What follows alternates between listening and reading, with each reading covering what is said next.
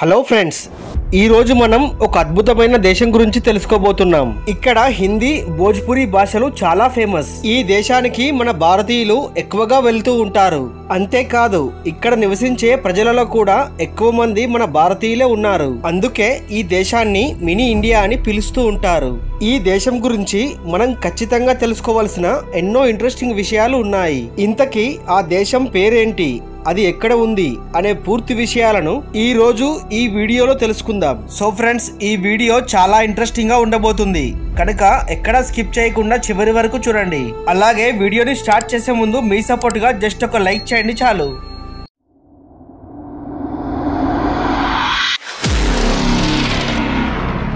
ఈ అందమైన చిన్న దేశం పేరు సురినామ్. దీనిని మినీ ఇండియా అని పిలుస్తూ ఉంటారు. నిజానికి ఈ దేశం యొక్క official name the republic of Suriname. ఈ దేశం మన ఇండియా నుండి దాదాపు 16,000 కిలోమీటర్ల దూరంలోని సౌత్ అమెరికాలో ఉంది. ఈ దేశానికి దక్షిణాన బ్రెజిల్, తూర్పున అట్లాంటిక్ మహాసముద్రం ఉంటుంది. ఈ దేశం యొక్క మొత్తం జనాభా దాదాపు 62,000. వీరిలో 80% మంది క్రిస్టియన్స్ ఉండగా మిగిలిన 20% మంది హిందూ మతాన్ని ఆచరిస్తారు. అయితే ఇక్కడ ఉన్న మరో ఇంట్రెస్టింగ్ విషయం ఏంటి అంటే ఇక్కడి ప్రజలు కులం, మతం అని తేడా లేకుండా ఒకరి పండుగలనొకరు చాలా సంతోషంగా సెలబ్రేట్ చేసుకుంటారు. ఈ దేశ అఫీషియల్ లాంగ్వేజ్ డచ్. ఇక్కడి వారిలో మన దేశంలోని అన్ని రాష్ట్రాల ప్రజలు నివసిస్తున్నారు. కానీ ఎక్కువగా ఉత్తరప్రదేశ్, బీహార్ రాష్ట్రాల ప్రజలు ఈ దేశానికి వలస వెళ్లారు. అందుకే ఇక్కడ హిందీ, భోజ్పురి భాషలను ఎక్కువగా మాట్లాడతారు. ఇంతకీ ఇక్కడ ఇంతమంది భారతీయులు ఎలా స్థిరపడ్డారో చెప్పుకుంటే చాలా పెద్ద కథే అవుతుంది.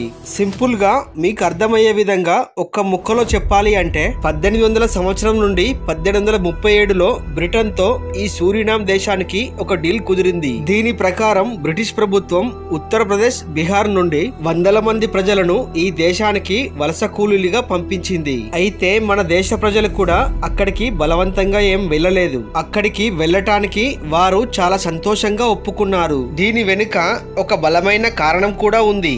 అది ఏంటంటే శ్రీరాముడు అడుగుపెట్టిన పవిత్రమైన భూమి ఈ సూరినామ్ అని హిందూ ప్రజలు ఎక్కువగా నమ్ముతూ ఉంటారు. అందుకే అక్కడికి వెళ్ళటానికి మన వారందరూ కూడా ఎక్కువగా ఆసక్తి చూపెట్టారు. దీంతో అక్కడి ప్రభుత్వం అక్కడికి వెళ్ళిన మన వారందరికీ కూడా సిటిజన్షిప్ ని ఇచ్చింది. దాంతో పాటు పంటలను పండించుకోవడానికి సారవంతమైన భూమిని కూడా ఇచ్చింది. కాబట్టి వీరంతా మన దేశానికి దూరంగా వెళ్ళినా కూడా మన సంస్కృతి సాంప్రదాయాలను ఆచరిస్తున్నారు. అందుకే ఈ దేశంలో మనం ఇప్పటికీ మన ట్రెడిషన్, కల్చర్ ని చూడవచ్చు.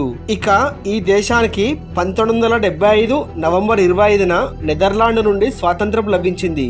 సూరినామ్ రాజధాని పారామారిబో.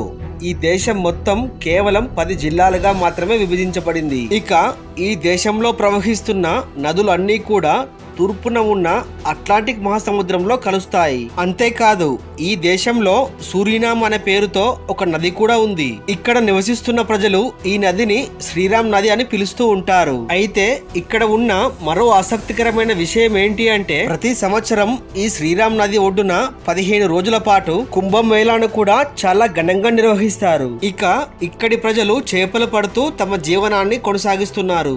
ఈ దేశంలోని అధిక శాతం ప్రజలు ఈ వృత్తిపైనే ఆధారపడి ఉన్నారు. అంతేకాదు ఈ చేపలు దేశ విదేశాలకు కూడా ఎగుమతి అవుతూ ఉంటాయి. ఇక ఈ దేశానికి చెందిన క్రీడాకారులు 1965లో తొలిసారిగా ఒలింపిక్స్ లో పాల్గొన్నారు. అంతేకాదు ఈ దేశం ఒకసారి బంగారు పతకాన్ని కూడా గెలుచుకుంది. ఇక్కడి మరో మంచి విషయం ఏంటి అంటే ఈ దేశ అధ్యక్షుడు కూడా మన భారతీయుడే. ఇతని పేరు చంద్రికా ప్రసాద్ సంతోఖి. ఇతను గురించిన మరో ఇంట్రెస్టింగ్ విషయం ఏంటి అంటే ఇతను తన ప్రమాణ స్వీకారాన్ని కూడా సంస్కృతంలోనే చేశాడు. ఇక ఈ దేశ కరెన్సీ విషయానికి వస్తే ఇక్కడి కరెన్సీని సూరినామ్ డాలర్ అని పిలుస్తారు. ఇది ఒకటి మనకు దాదాపు ₹2.32తో సమానం. ఇక ఈ దేశంలో ప్రకృతిని ఎంతో ప్రేమిస్తారు. చెట్లను దైవంతో సమానంగా పూజిస్తారు. అంతేకాదు ఎవరైనా ఈ చెట్లను నరికినట్టయితే వారికి చాలా కఠిన శిక్షలు కూడా విధిస్తారు. ఇంకా ఇక్కడ మొక్కలను, చెట్లను ఫోటో తీయడం కూడా నేరంగా భావిస్తారు. ఎందుకంటే ఫోటోస్ తీయటం వల్ల కెమెరాల నుండి వచ్చే కాంతి చెట్లపై పడటం వల్ల ఆ చెట్లకు హాని కలుగుతుంది అని ఇక్కడి స్థానికులు నమ్ముతారు.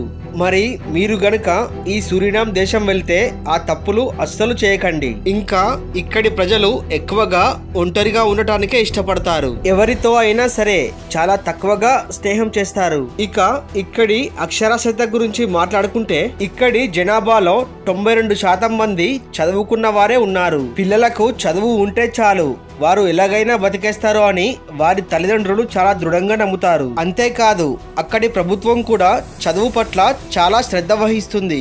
ఇక ఈ దేశం ఈ ప్రపంచంలోనే సురక్షితమైన దేశాలలో ఒకటిగా చెప్పబడుతుంది. అంతేకాదు ఇక్కడి క్రైమ్ రేట్ కూడా దాదాపు 0% ఉంటుంది. ఇక ఇక్కడ 18 సంవత్సరాలు దాటిన తర్వాత అమ్మాయి అయినా అబ్బాయి అయినా ఎవరైనా సరే లైంగిక సంబంధాలు పెట్టుకుంటే అవి చట్టపరమైనవే. అయితే వాటికి కొన్ని పరిమితులు మాత్రం ఉన్నాయి.